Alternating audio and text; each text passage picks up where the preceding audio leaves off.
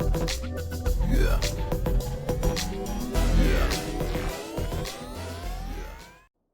Hello everybody, Savat here, and I'm back with another Eve Echoes video. In today's video, we're going to be going back to the Fulmination test server to take a look at another ship request. And today's ship request, we're going to be looking at the Galente Hyperion. Alright, before we get started, if you do like my content, please leave a like on the video, subscribe, and ring the notification bell if you want to be notified whenever I do release new content in the future. With that being said, let's go ahead and jump right in. Alright, so the Galente Hyperion is a tier 10 battleship, and we're probably not going to see it for a very long time. So just take this all with a grain of salt. There's probably going to be a ton of changes and everything like that with these ships. We just saw here with the tier 9s, they're already shuffling ships around. So anytime we do look at these tier 10 ships, just know that they're probably not going to be the same upon release. But what does the Hyperion have? So right now it gets a bonus with large railgun operation, and it gets plus 10% large railgun damage per level, and plus 5% large railgun accuracy falloff per level. For battleship command bonus, it gets 7.5% armor repair efficiency per level. Now I like my tanky ships, so I do have a close range and a long range version of this that I want to showcase. So we will be taking a look at that in a little bit when we get to that point. But it also does get damage. So it gets damage, it gets fall off, so kind of interesting, really. It wants to be farther away with the fall off, but it also wants to be repairing stuff. So we're going to take a look and see how that comes into play here in a little bit. And for the basic info, overall defense is sitting at 90,268 with a flight velocity of 132, making it a relatively slow ship. Warp speed of 2 AU, power grid output of 10,359 megawatts, capacitor is sitting at 11,321 gigajoules, and the cargo hold capacity is 1,350. It indicates here that this ship wants to armor tank. However, as we've seen in the previous videos, you could probably get away with doing either or on this ship. Okay, so what did we do? The first one I wanted to look at here, the first fit, is actually a long-range fit. Again, taking into account that it has that accuracy fall-off, I wanted to see how well it's going to perform alongside the other ships that have some type of range enhancement as well. So I did load the top slots, which there are 7 of, with the C-type large rifled railguns. Each one of these with this fit is sitting at an optimal range of 60.1 km and an accuracy fall-off of 44.24 km. This is not that great. So I know I could put another Eagle Stout computer in there and get that to be much further out if I wanted to. But you give up quite a bit for that, and the optimal range on this ship and the accuracy fall-off on this ship just doesn't compete with the other long-range ships, even with its bonus. So overall, you're looking at about 104 km. You're going to be doing 50% of the damage that's listed. Now, on the flip side of that coin, this ship does some impressive damage with those. So, even being at that 50% line, it's still going to be putting out quite a bit of damage, even doing half damage. Okay. So in the mid slots, to make up for that, it looks like we're going to be in target painter range pretty much all of the time. So I do have 2 of the Haley target painters on here. We also do have a Predator Stasis and a Predator Warp Scram in case anything does get close up. I decided not to go with the Nosferatu in this fit because I don't expect anything to really be that close up very often. I did decide to go with a large armor repper down here. It does get that armor repping bonus, and I figured just let's lean into that a little bit. So since we are going to be a little closer than I would like for a long-range ship, I assume it's probably going to take a bit more damage, so having that armor wrapper will be pretty good. Also, since it's going to move in a little closer than most of the long-range ships, I decided, hey, let's keep the damage amplifier on there. We do have the 3 Eagle tracking computers, so we do have the options of putting damage on target and being more accurate with those while we approach the distance or get away. And we do have a GIST C-type large micro warp drive on here. That is to push the ship around. This ship is extremely slow, and getting into position is going to be a little bit of a challenge. So that's something that we also really wanted to look into. I did have an afterburner on it for a minute, but then the micro warp drive seemed to be much needed. All right, in the low slot, since it's tier 10 ship, I decided to go with the T4 rigs. We do have one railgun collision accelerator and two railgun burst aerators in here. I did think about putting in the fall off rig. I have it. I have quite a few of them. Is it the burst? No. Ambit extension. So I only have the tier 3s, but I did put the tier 3s in, and it's only increasing it by like an additional 8 km, so it just didn't seem like it was worth losing that much damage over 8 km. So I decided to opt to go with not the range. So just know if you do put one of the ranges in there, your actual accuracy fall off is going to go to instead of 44, you go to about 48, I believe.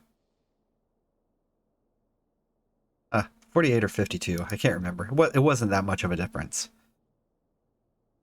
Okay, so what's this ship look like? Oh, let's go back over to the offense. We're looking at the offense, a total of 1,719 DPS. However, 96.10 of that is coming from the drones, which should never actually see combat if everything goes right. Our turrets are doing 1,623.12 DPS. Our defense is at 131,342 with 31,655 in the shields, 37,769 in the armor, and 38,483 in the structure. For shield resistances, it has an EM of 0, thermal of 20, kinetic of 46, and explosive of 50. And for armor resistance, it has an EM of 50, thermal 35, kinetic 36, and explosive 10. Structure, there is just that 33% across the board. Its capacitor is only at 5 minutes and 37 seconds, with minus 30.41 gigajoules, minus 60.3% overall.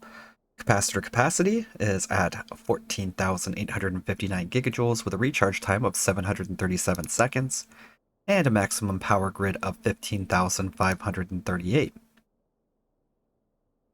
For targeting, we have a radar sensor strength of 21 points, a scan resolution of 202, a signature radius of 320, and we can lock a maximum of 7 targets.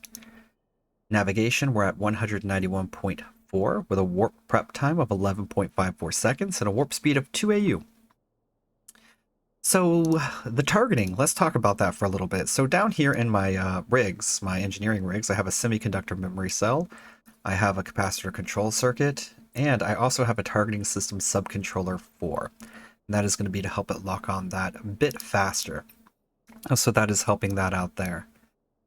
And that's basically the long range fit. Let's go ahead and take this out and see how it's going to perform.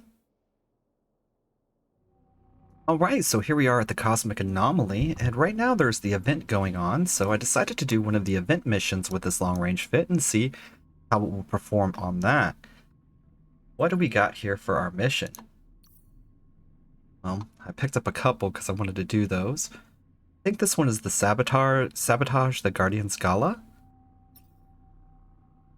Let's take a look at our Cosmic Anomaly. Yeah, Sabotaging the Guardian's Gala. So let's see what that's going to entail. This mission, we just have to come out here and kill a bunch of guys. It's going to give us a 5 million ISK reward. So this isn't the normal tier 10s that I do, but I think it would be fun just to do something a little different. Why it's available. Okay. So the first things first, what we want to take a look at is we know we don't have any hardeners on this ship, so we don't have to look at that, but let's actually see how fast this ship is going to go with the propulsion. Navigation, we're moving at 1,161, so we do have that ability to get up and go and reposition if needed. So, Guardian's Gala. Let's go ahead and warp in. Warp in at 100 if we can. We're close to it. And our Stargate that we're at is IDART? ADART? Something like that. You know me, I'm horrible with names. Constantly I have people trying to correct me, and I appreciate it. I like being able to say them right. I'm just not very good at it. I'm from Florida. I'm very southern, so even though there's not much of the draw to my voice, I read things funny. Speaking of being from Florida, while we're warping in here, we did just win our Super Bowl for football. That's pretty cool.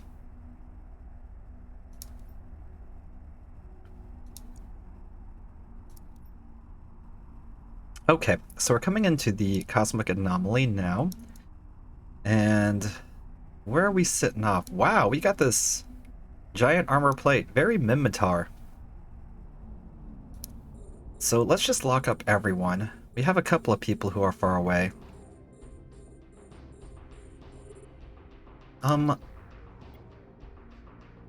I feel really awkward being this close. I want to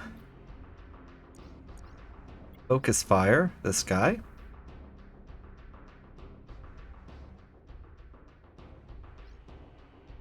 Oh yeah, this ship is doing pretty well at taking these guys out at this distance.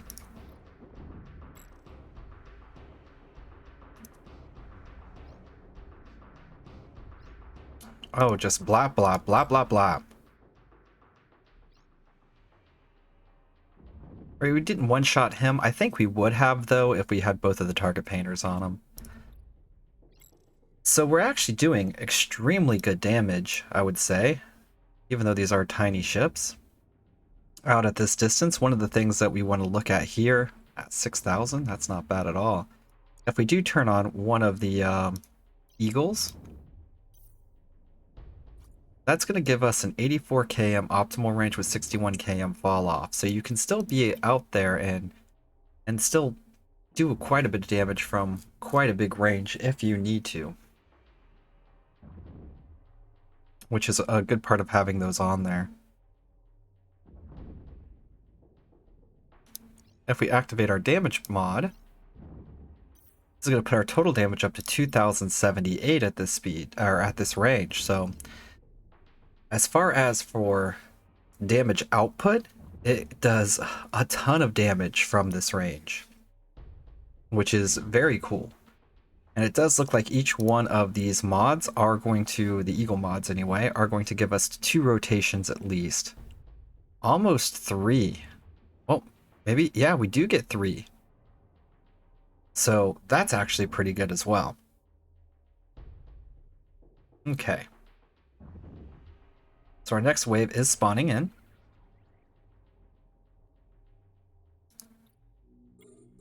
Having the being able to lock faster is definitely really cool. Okay, so we have a lot of tiny ships here again. Let's start off with the smallest guy. And just start blapping them.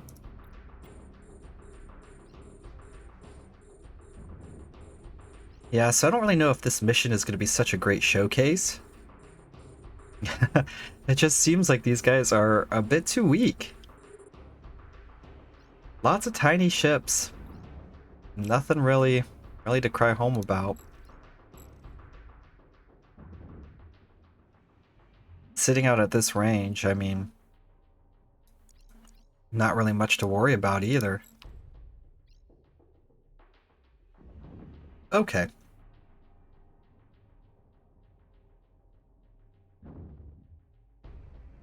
So we're going to activate both of those.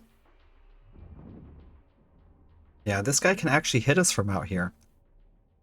So that's neat.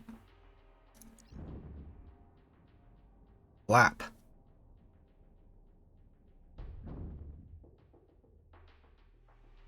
And that is one of the things about the long-range fits. A lot of the long-range fits, you're going to be sitting out at a really far distance, and nothing's really going to be able to hit you. Whenever you do have ships that hit you, you can move out of the range of them again, and then play around with your tracking computers, and just make sure that you're not taking that damage. This guy's not hitting us hard at all, and so that's why we're basically staying here. We also have the armor repper in case we really do need it. But basically this is working like a lot of your long-range ships. I mean, even sitting out here at the 84 km, we're doing just fine, even though we're not doing optimal damage. It does the damage quickly and effectively. At least for these encounters. Okay. Yeah, they're hitting us with that disruption, making us lock a bit slower. Let's start off with you.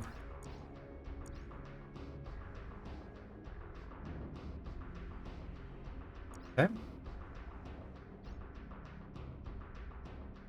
Get rid of all of these close range guys. That was a nice shot on him. Not really much to worry about here. Just clearing house. Cleaning house, rather, I guess.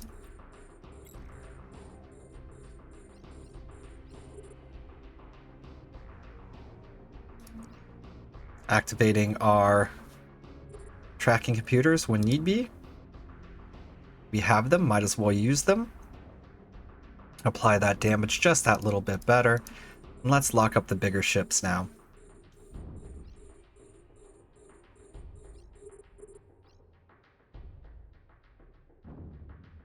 So still sitting at that 97 km away, we are still doing an incredible amount of damage.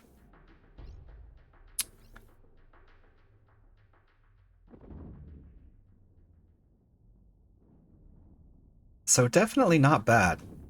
I was really concerned when I was looking at that and seeing it's going to be fighting at that 50% damage most of its time if you are going to be out here at a far range, but with the actual computers going and in the in-between time, the damage props, everything looks good. We're not even really needing to use the micro warp drive in this case. Not to say that these missions are terribly difficult. I mean, what are these ships? T9s. Yeah.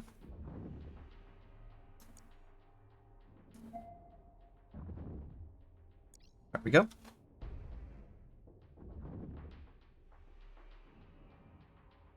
So this pretty much has just obliterated everything. It fires at a pretty quick rate, which I really do like. I mean, without any of the mods running, that's one of the things we didn't look off. Activation time is 5.16 seconds. Yeah, this thing is just laying out the damage.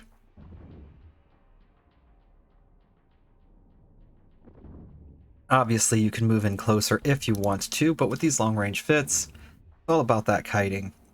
So, just activating your tracking computers, 84 km, good enough. Sit out here. We're at 92. We're doing a little less, but that's what we have that huge fall off for.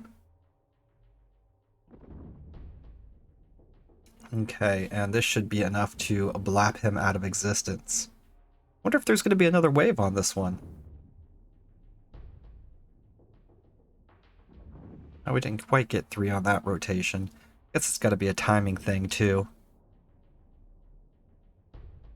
Here we go. And that's it.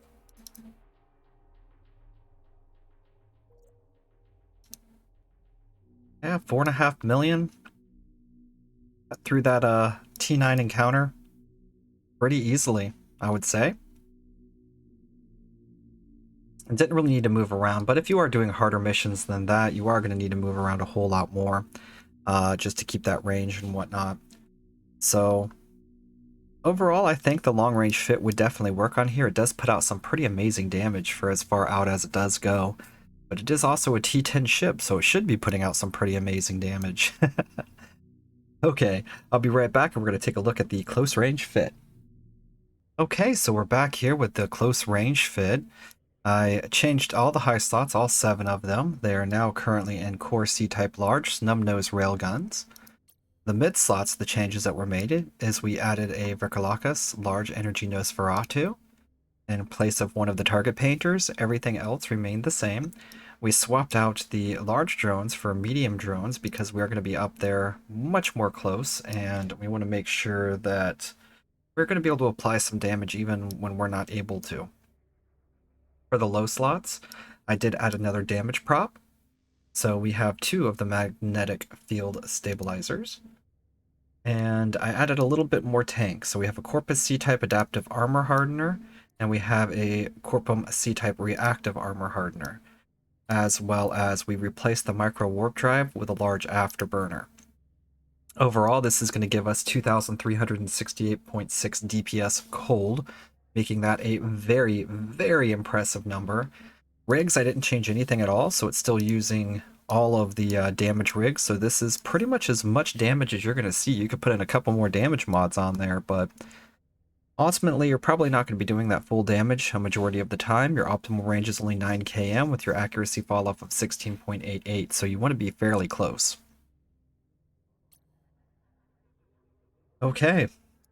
This is a huge damage number. It's pretty crazy. A total DPS of 2,445.49.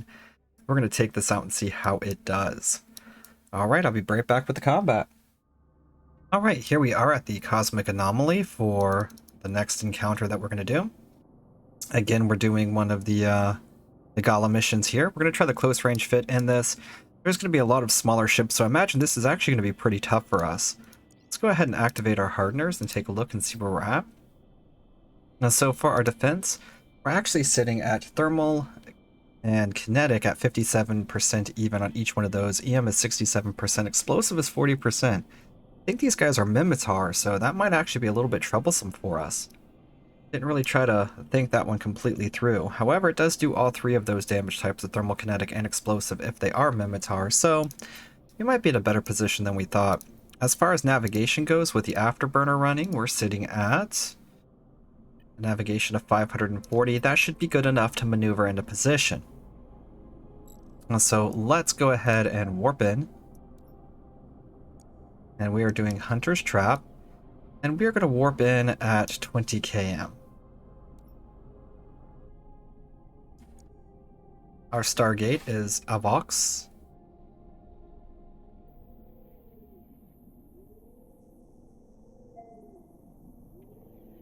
Okay.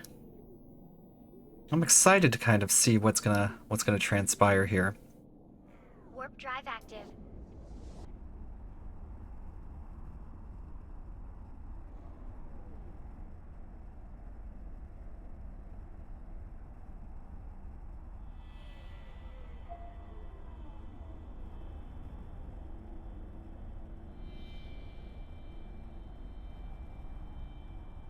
We're gonna get there eventually.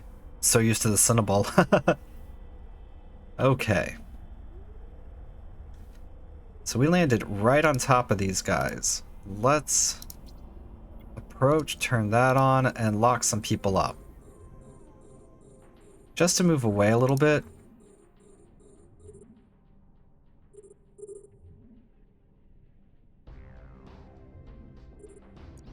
Okay, let's activate that. Well, that's not what I wanted to do at all. But that's fine.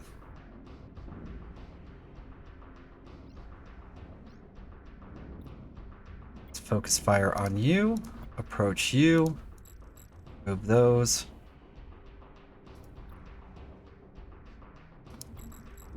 Excellent. Let's see if we can do something about this guy creeping up on us.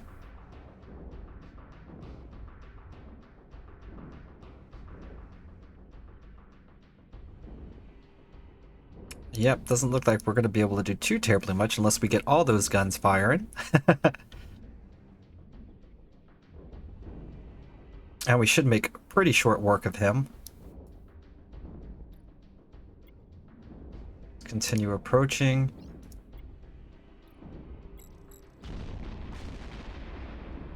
Oh yeah. So we're doing some pretty insane damage. If we activate both of those, it's sitting at 3,709 DPS. Yeah, boy. With what activated, it's at 331,000 DPS.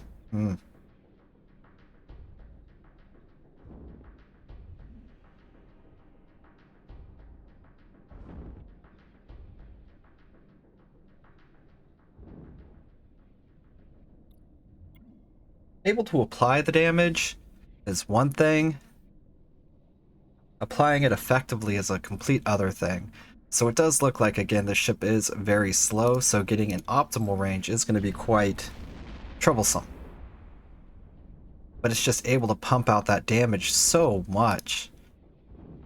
It's disgusting. Okay.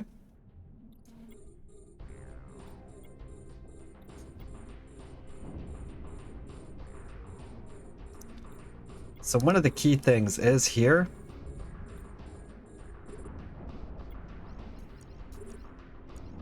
We want to apply damage to the things that we know we can kill first.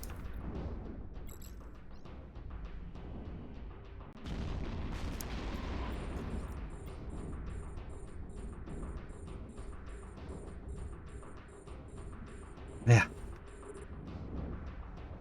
Even coming in this close, we're having trouble hitting this guy here. He's in a big ship.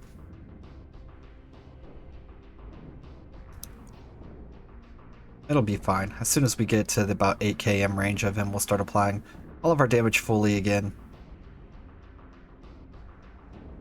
There we go. 11 km. I was off a little bit. Okay. Don't know if you're going to be running a micro warp drive or not, but we'll go ahead and hit you with that just in case.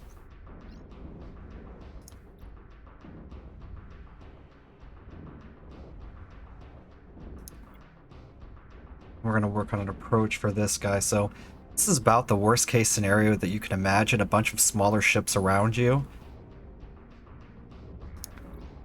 Let's actually take out him. Let's keep our damage mods up.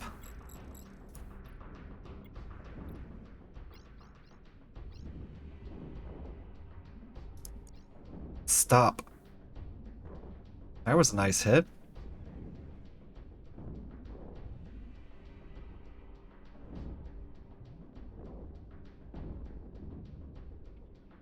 Okay. We're going to focus on the next smaller ship.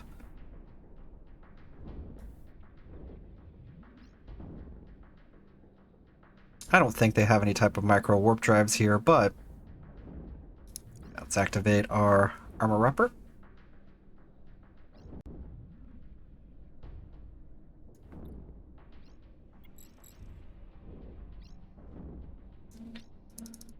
We're going to buzz him. Bonk.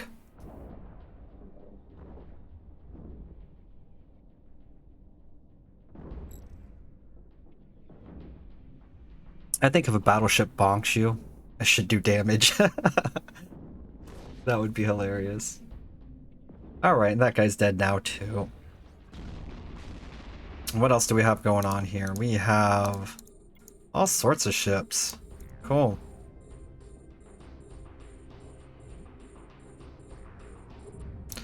I would much rather...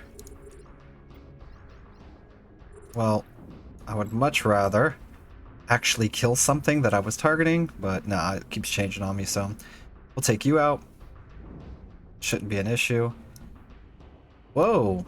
Well, hey, buddy. Let's hit you with that, too.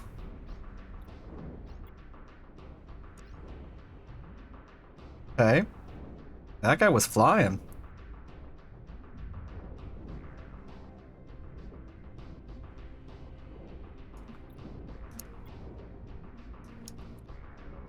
Yeah, we're probably gonna have a bit of trouble hitting that dude. Oh, I guess not. We're good. Just stopping there helped. Goodbye. Start locking up some stuff. No. I need to switch over to this guy here as soon as possible.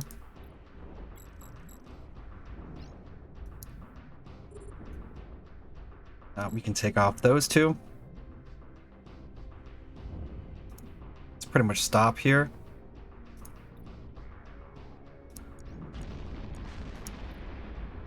Now that we're stopped, we should be able to apply damage pretty well to him. Okay, let's start moving again. And there wasn't that much tank on this ship, but I mean, it's good enough. We have enough DPS on here that it can just blow up a lot of stuff and eliminate all that damage very quickly. Okay, let's start approaching the next guy, because that dude is dead.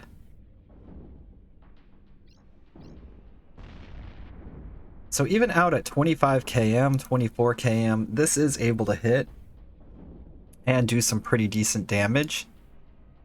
I mean, it's nothing like whenever it gets close, but it's still cutting through those ships pretty well because its DPS is just so high. Even when it's doing 50% or less damage, it's just still able to pump out. I mean, heck, 50% damage is 1,500 DPS. And it's doing 50% damage at, what? 25 km? So, yeah. 1,500 DPS from where we're sitting here. Goodbye.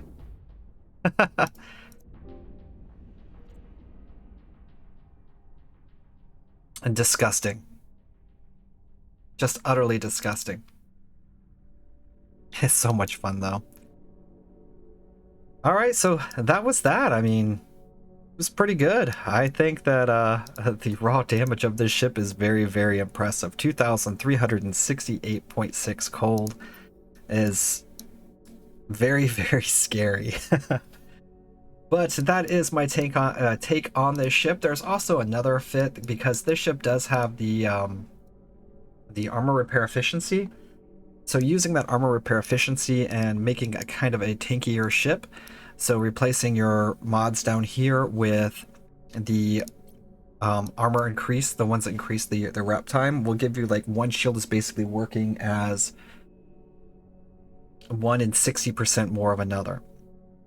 And then you can have the, if you actually put the cooldown time in there, it reduces those to like 8.6 seconds, which your shield boosters are at like 6 seconds. So it's just shy over a shield booster, and it actually heals for quite a bit. It's pretty impressive, and you can get a pretty insane tank on this ship with an armor tank. It's kind of disgusting, but that's not what we're in here for. We were in here to see the raw damage. Alright guys, well thank you for watching. I really do appreciate all of you. Again, if you do like my content, please leave a like on the video and let me know what you think in the comments below. There's not really a lot more ships to take a look at left for this, but hey, there might be something that somebody wants to see, so let me know. I'll listen, or I'll do my best to. Take care everyone, have a great day.